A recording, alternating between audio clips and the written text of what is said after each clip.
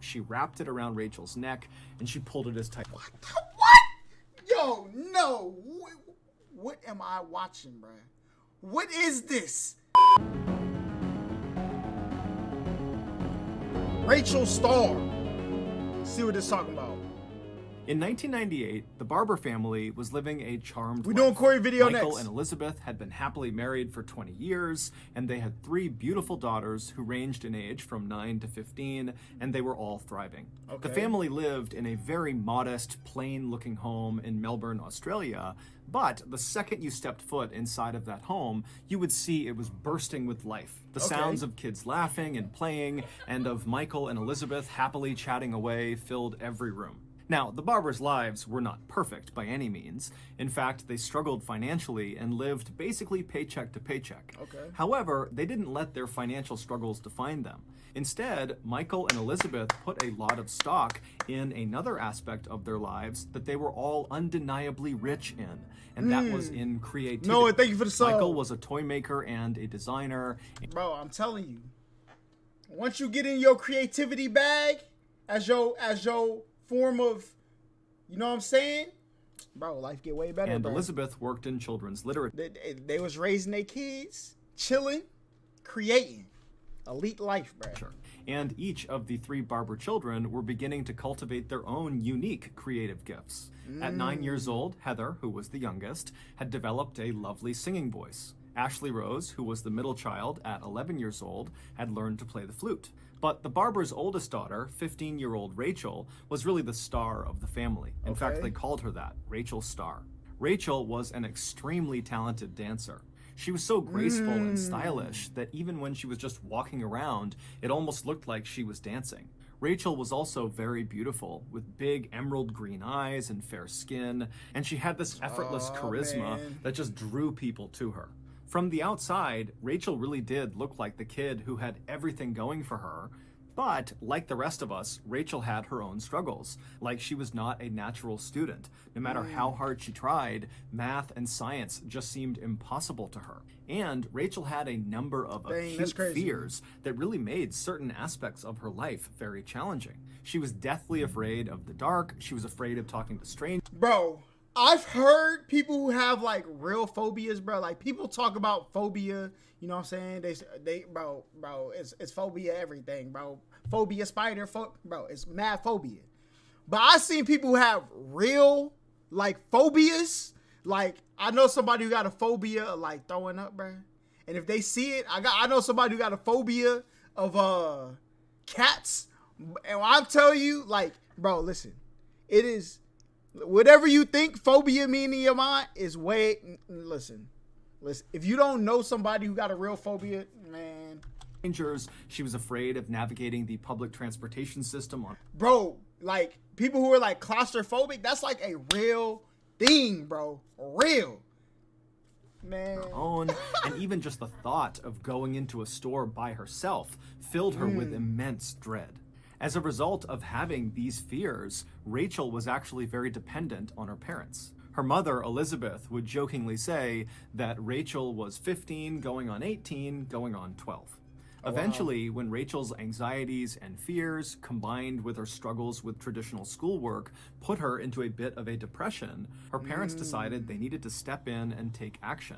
They wanted their Rachel Starr to be happy. They wanted to encourage her and nurture her strengths. And the thing that they knew she loved the most and was the best at was dance. So in September of 1998, Michael and Elizabeth allowed Rachel to drop out of her traditional school and transfer to a full-time dance school in Richmond, which was an inner-city suburb of Melbourne, located about 20 minutes away from the Barber's house. And once Rachel was enrolled in this new dance school, she blossomed. She made loads of new friends. She started modeling, which was something she was very proud of. And she met a boy, Manny, who she absolutely adored. Oh, but man. as well as things seemed to be going for Rachel at the way he said, and Manny. All right, I don't know what this got to do with the story, all right? At her new school, she would soon throwing that make one in the a thinker, fateful though. decision that would have absolutely catastrophic effects.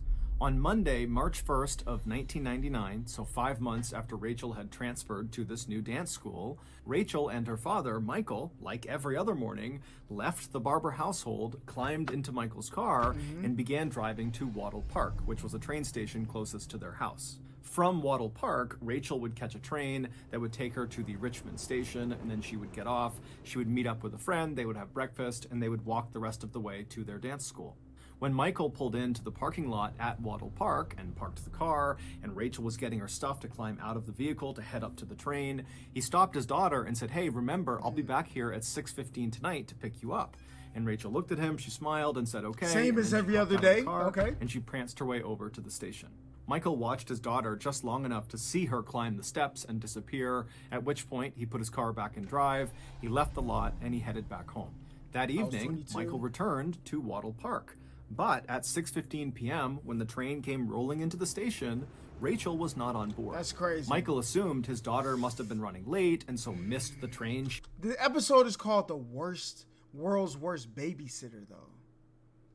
He would always take, and so he just sat in the parking lot and waited for the next train to come into the station. And a few minutes later, when it pulled into the station, Rachel was not on that train either. And so Michael, he was starting to get worried because he's looking outside, it's getting dark, he knows his daughter hates being out in the dark, she's afraid of being alone, and he's wondering, what's going on with her, but he keeps telling himself that she's bound to show up any minute. And so Michael just sat in this parking lot and watched train after train after train come through the station, and Rachel wasn't on any of them. Now, Michael didn't have a cell phone, and neither did Rachel, so he couldn't just call her to see where she was. But finally, after a few more trains came through and none of them contained his daughter, he left the parking lot but went to his parents' house, which was much closer than his own home. And he rushed inside and he grabbed their phone and he called back to his home. And when his wife, Elizabeth, Rachel's mom, picked up the phone, he immediately asked her, "Hey, is Rachel home? Did she get a ride home from one of her friends?" And Elizabeth would tell Michael, "No, she's not here." And she... Bro, you know what type of... Now people you text, you immediately cook from wherever you at, all right?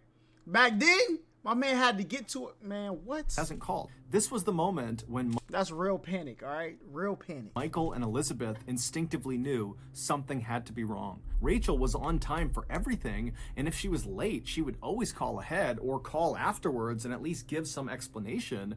But to just go silent and not show up, that was not in character. And again, because it was pitch black outside and they knew she was probably alone, that was a situation they knew Rachel would never want to be in because it would have terrified her.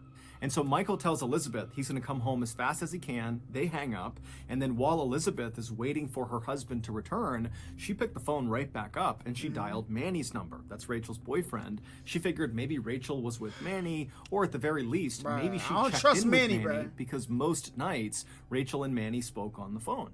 But when Manny picked up the phone, he would tell Elizabeth that he hasn't seen Rachel since earlier in the day, and she has not called him, which to him was odd. When Elizabeth asked Manny, what was my daughter doing when you were with her last? Manny would say, "Oh, we went out to a shopping mall near the school in Richmond, and we went to the shoe store, and Rachel actually walked up to a very particular set of shoes. They were these big platform blue chunky shoes, and she said that she was going to buy them the next day." And y'all rocking these, chat?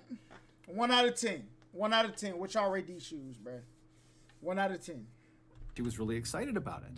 And Elizabeth, as she's hearing this, she knew exactly the shoes that Manny was describing, because just the day before, Rachel had taken her mom, Elizabeth, to the shoe store and pleaded with her to get those blue chunky platform shoes. But when Elizabeth had looked at the price tag, they were $100, and so they were too expensive. And so as Elizabeth is hearing Manny say that her daughter is talking about how she's going to buy these shoes the next day, Elizabeth is thinking, with what money? Rachel has no money. How could she possibly afford those shoes? True. And so she asked Manny, did Rachel say how she planned on affording those blue shoes? And Manny would say, actually, yeah. She told me that she had this secret job, but... Bruh. She wouldn't give me any more details about it. And she said that with the money from this secret job, she'd be able to buy these shoes. Manny would tell Elizabeth that Rachel really stressed that this secret job was nothing to worry about. It was nothing immoral. Okay, then why don't you just tell me what the job is?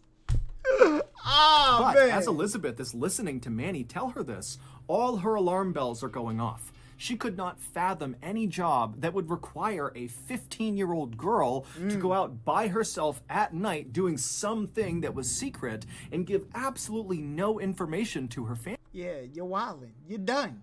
You're done.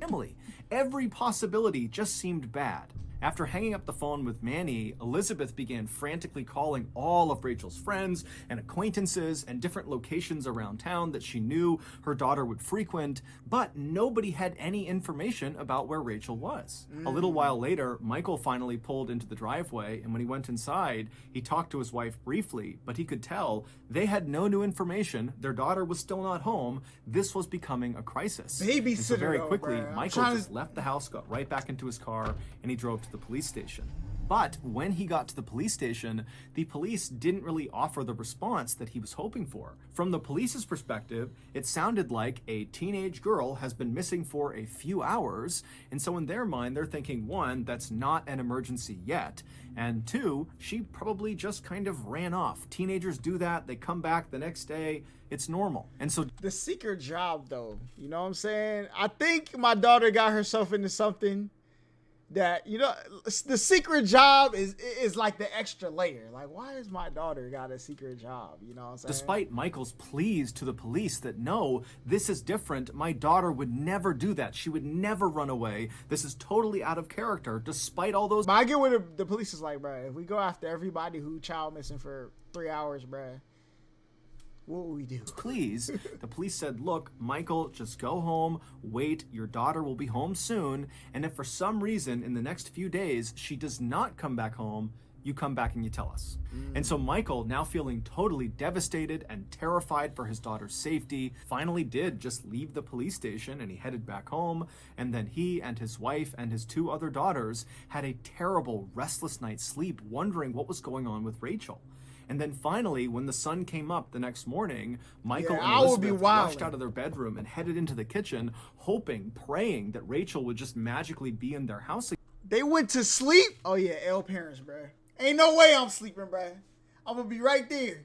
I'm gonna be on the porch, chilling, all right?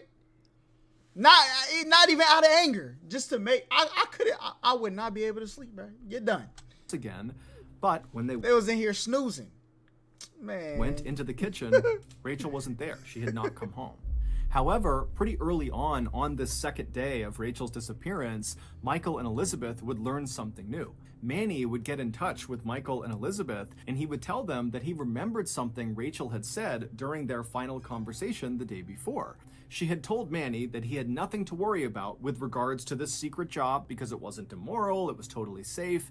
And, Manny said, Rachel said there was an old female friend who was going to be there at this job site in some way participating that would keep her safe. And so Michael and Elizabeth have no idea what to make of this old female friend, but in a way it was kind of a relief because they know their daughter is basically terrified to be alone, and so at least knowing wherever she was with this old friend, that made them feel good. But the parents' positivity about this new development quickly faded when they began calling around to all of Rachel's friends, both new and old, female and otherwise, and none of them were missing. Everybody was where they were supposed to be, and nobody knew anything about what happened to Rachel. The only intel the parents got from this round of calling all of her friends was that they too chill, bro. I would be going. Maybe they was though. Maybe they was going crazy, but several of her friends said that the day before, the day Rachel disappeared, they had walked with Rachel back to the train station after school. And in fact, one of the friends told Michael and Elizabeth that they offered Rachel a ride home so that she wouldn't have to ride the train back home. But Rachel had turned it down, saying her father was going to be meeting her on the other end at Wattle Park at 6:15 p.m. The Barbers didn't know what to make of this. Did Rachel believe at the time that she could go do this secret job and still be back in time to meet her father at 6:15 at Wattle Park? Or did she lie to the friend who was offering the ride and make up the story that she planned on seeing her father when in reality she planned on ditching her father and going and doing this secret job for the night? But regardless of which of these things were true, the parents just still could don't not know, understand why by now, 24 hours later, their daughter still had not called to check in. Michael and Elizabeth found themselves wondering if they really knew their Rachel Starr as well as they thought they did. You know, maybe she had actually run away like the police suggested. The parents were totally distraught. I mean, it seemed like she could be like pressured into like doing like certain things. So like I don't think it was like found themselves wondering if they really knew their Rachel Starr. If y'all knew how bad her like that y'all took her out of regular school, you knew it was that bad, bro. Bro, there's no way I would be questioning. I'd be like, no, this is who we need to find her, as well as they thought they did. You know, maybe she had actually run away like the police suggested. The parents were totally distraught. They were totally anxious and terrified. And so with nothing else to do, over the next several days, they just continued to go out and look everywhere and talk to everyone to try to find where their daughter was. But everything they looked into turned into a dead end. Then, finally, on Monday, March 8th, so exactly 1 week since Rachel had disappeared, Michael and Elizabeth got a new lead. A girl named Allison, who had gone to a dance class with Rachel before Rachel had transferred schools, had overheard her younger sister talking about the Rachel Barber disappearance and how nobody had seen or heard from Rachel since 5:45 p.m. the previous Monday. Allison, who had not heard about Rachel's disappearance until this very moment, knew immediately she had to go forward and talk to police because she actually saw Rachel on the night she disappeared, a full hour after her last known sighting. At 6:40 p.m. on the night Rachel disappeared, Allison was on the train car headed to Praran, which is a suburb located southeast of where Rachel lived. And when this train that Allison was on pulled into the Richmond station and the doors opened up, Allison watched as Rachel, along with this other girl who Allison didn't recognize, walked on board and then took seats right. Bro, what is the job? I'm thinking Next to each other on the other end of the train away from Allison. Now, from Allison's perspective, immediately it was clear they were friends. They were laughing and joking together and just kind of in their own world. So Allison didn't want to be rude, so she stopped staring at them and they continued riding the train until they got to the Praran station, at which point Allison got up to leave the train. But as she did, she saw Rachel and this mystery girl. They also had stood up and they were making their way out of the door. And as they were leaving, Rachel actually would look up and see Allison, and they would both smile and wave at each other. But that was it. And then Allison would watch as Rachel and her friend would leave ahead of her, and they would walk down the platform. And from Allison's perspective, it seemed obvious that Rachel and this girl were friends, and whatever they were going to go do, they were choosing to go do, and they were going to do together. When Michael and Elizabeth heard about this sighting of their daughter on the train and this mystery girl, on the one hand, it was kind of reassuring because it meant that Rachel was with this friend, potentially the old female friend. But they don't even know who it is, though. To Manny, and so whatever she was doing, at least she was not alone. I forgot about Manny, bro. I still don't trust Manny, bro. But on the other hand, it begs because it seems like there's no reason Manny should be part of the story unless he is part of the story. All right, because he ain't had no significance yet. Okay, Manny, I got my eye on you. The question of what role did this mystery person play in wherever Rachel was now? Had Rachel and this mystery girl gone to do this secret job together and then something happened to them? Or had this mystery girl been Rachel's accomplice and they had run off together like the police thought? Whatever the case was, the Barbers and the police at this point, who were looking much more seriously into the Barber case by now, they knew the next step was identifying this mystery girl. A couple of days later, on Thursday, March 11th, the police called in an artist to create a sketch of this mystery girl that Allison had seen on the train. Allison would describe this mystery girl as being older than Rachel, being heavier than Rachel, and very plain. That day, the police also ordered a trace on all of the phone calls going into the Barber residence on the day before she went missing, because they figured that if Rachel and this mystery girl were in cahoots on some sort of secret thing together, they likely communicated the day before. And when the phone call trace came back, there was one phone number in particular that stood out to police. There was a private phone number think that Manny- called the Barber Bro. household twice on the day before Rachel disappeared. Once at 5:24 p.m., and that call lasted about 15 minutes. And then shortly after that What is this? call ended, the private number called back, and then there was another conversation that lasted about What is this supposed to be? 30 minutes. It would take police another They talking about that's the phone. 24 hours, but eventually they would figure out who this private caller was. It was a 20-year-old woman named Caroline Robertson who very closely resembled the police sketch of the mystery girl that Allison had seen on Okay. the train. And it just so happened that Caroline Robertson lived very close to the Praron train station where Allison saw the mystery girl and Rachel get off. That was part of a phone, bro. Ain't no way they never cleaned that phone, bro. What is on that phone, bro?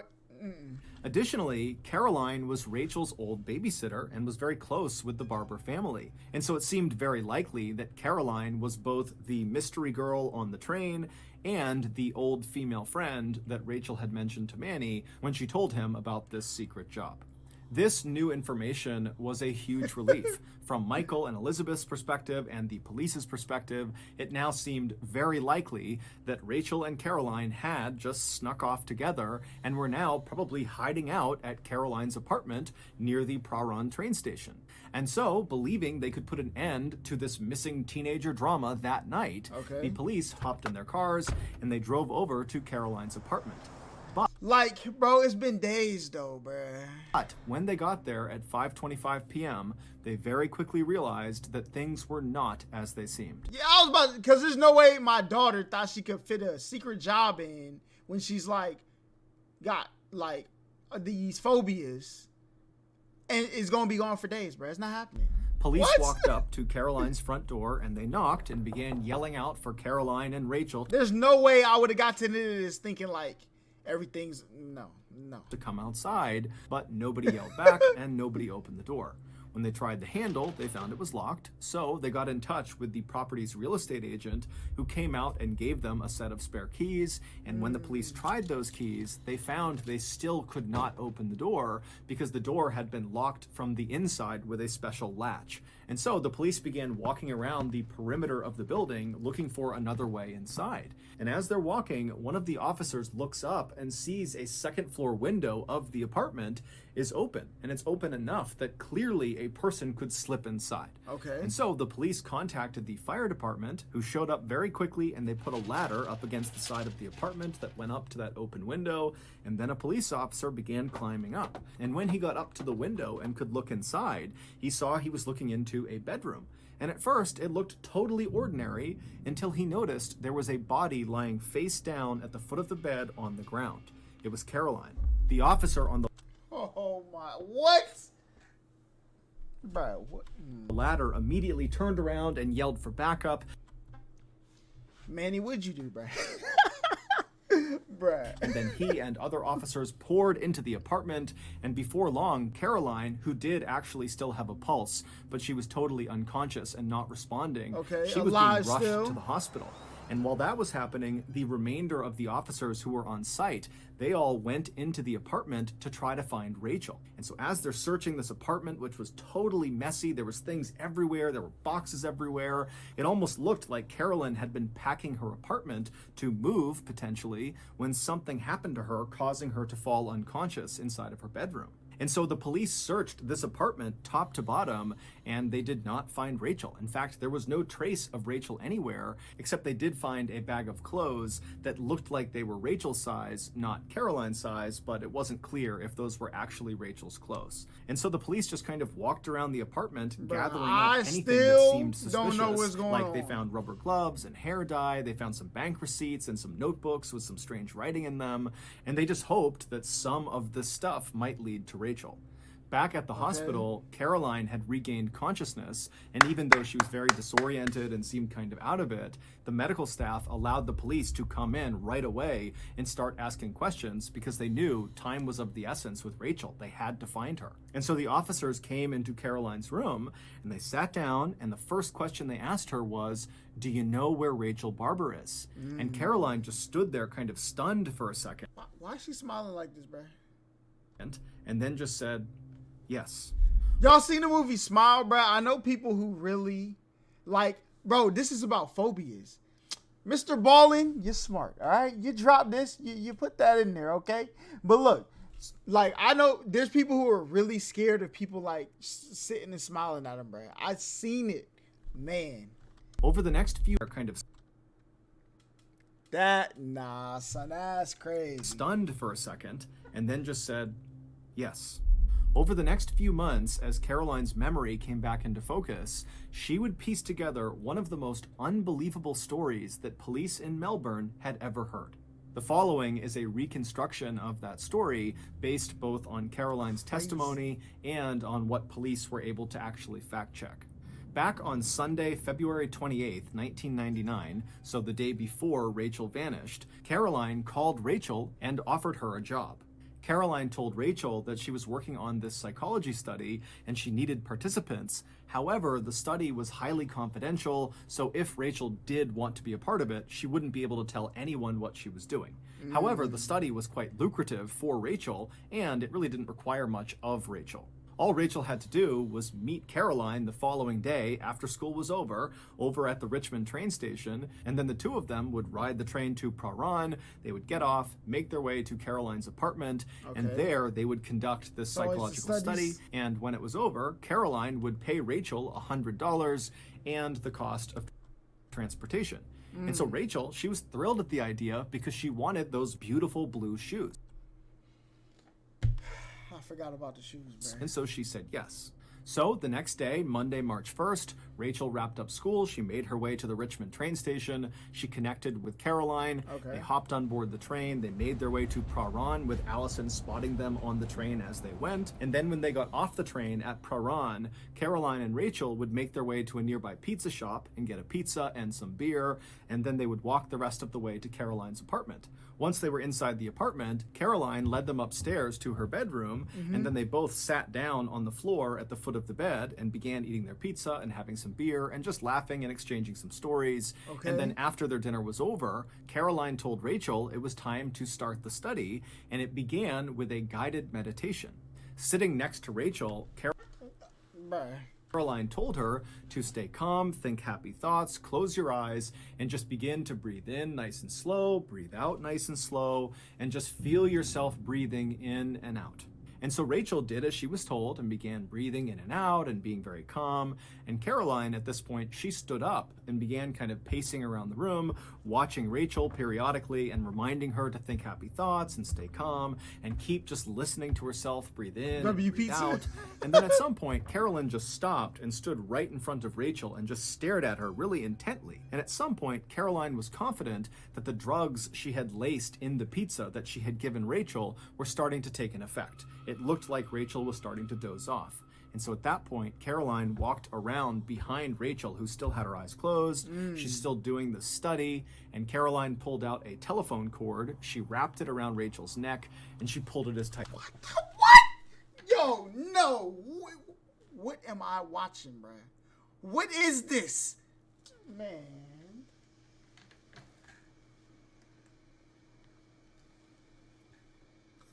What? Hold up. Let's just go back a little bit. Confident that the drugs she had laced in the pizza. And then at some point, Caroline just stopped and stood right in front of Rachel and just stared at her really intently. And at some point, Caroline was confident that the drugs she had laced in the pizza that she had given Rachel were starting to take an effect. It looked like Rachel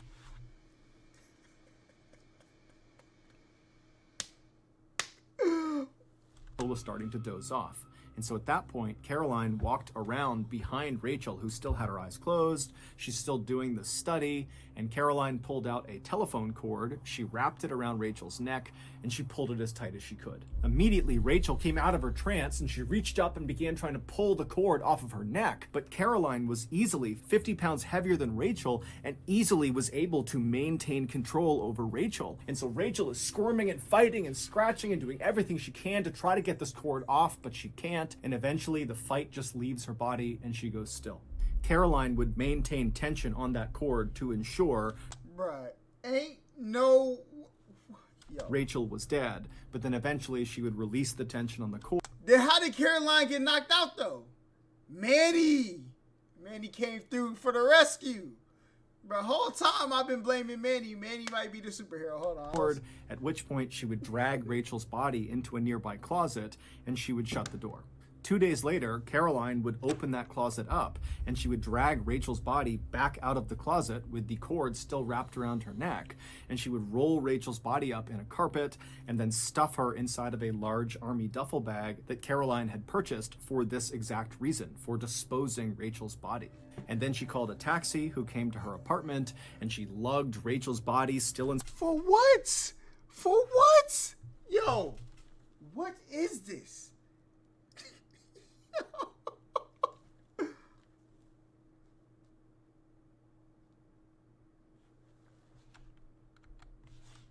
Drove about a bag and dumped who came to her apartment reason for disposing Rachel's body. And then she called a taxi who came to her apartment and she lugged Rachel's body still inside of this bag and dumped it in the taxi. And then she and Rachel's body and the taxi driver drove about an hour north to rural Kilmore, where Caroline's father had a vacation home. And there she would bury Rachel's body in a shallow grave next to one of her childhood pets. When Caroline had been rushed to the hospital because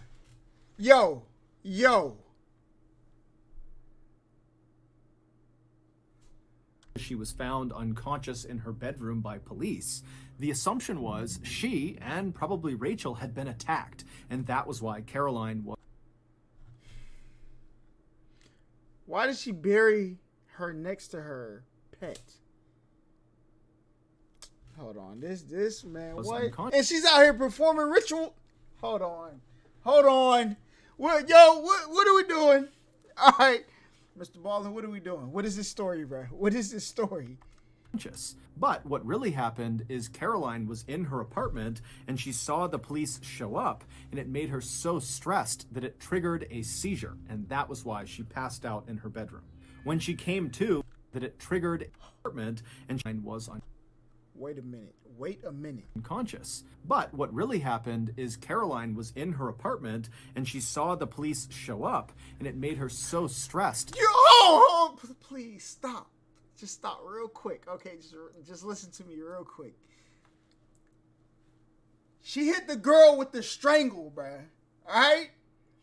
Took her body, put it in a bag, dragged it up, dug a grave, and put her in it.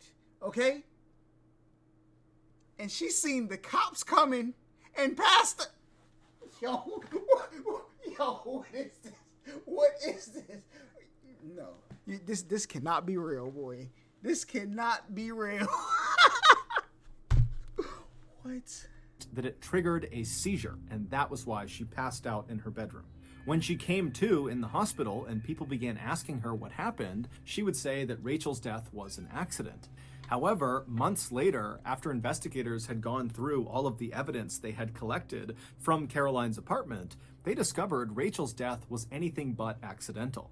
According to the notebooks they found all over Caroline's apartment, which were basically Caroline's journals, Caroline hated herself. She totally loathed her physical image and who she was, and she was obsessed with the girl she used to babysit, Rachel Barber. Rachel was this... No.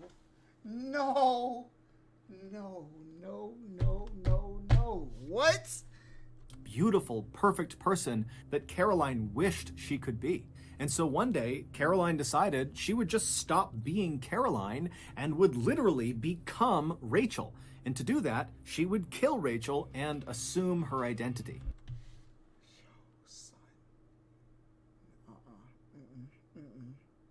Bro, listen. You could have created a Sims character, all right? Bro, listen. We ain't have to. This did not have to happen, all right? The secret job, the psychology study that Caroline offered Rachel, was a very intentional trap. She knew Rachel wanted money for things like those blue shoes, and she knew Rachel would trust Caroline. Caroline was her babysitter, and so Rachel would have no problem going into Caroline's apartment alone at night to get the money. Caroline planned to murder Rachel and stage it so it looked like Rachel had run away, and then afterwards, Caroline planned to lose 45 pounds and then get a nose job so she would look more like Rachel. And then to complete her transformation, Caroline planned to murder Rachel and stage it so it looked like Rachel had run away, and then afterwards, Caroline planned to lose 45 pounds and then get a nose job so she would look more like Rachel. And then to complete her transformation, Caroline would legally change her name to Rachel Barber. In November of 2000, Caroline Roberts... This is not real, all right? This is not real. Oh my... Yo, son.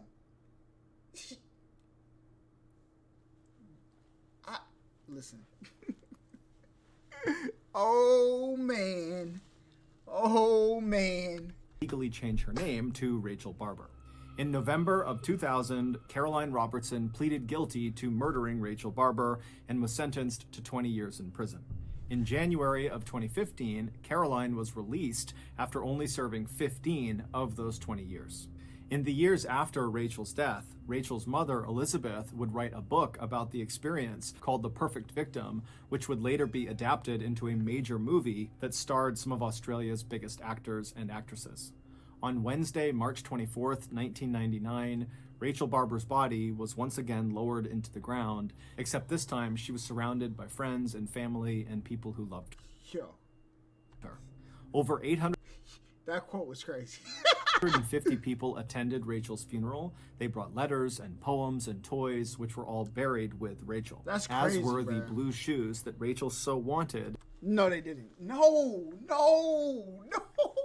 What? I mean, I guess, you know what I'm saying? I guess.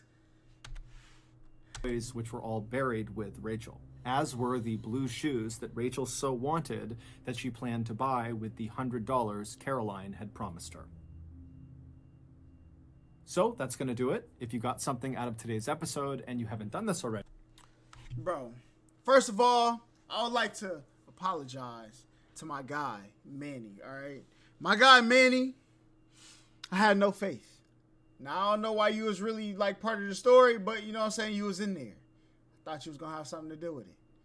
But I got to give apologies to Manny. Now, Caroline, you're done. You're done, okay? She had the notebook, chat. She had a plan. She could have just tried the plan. You didn't have to get rid of Rachel, bro. You could have tried the 45 pounds, you know what I'm saying? You could have tried the nose job, and then, you know what I'm saying, been seen if you needed to, you know what I'm saying? But,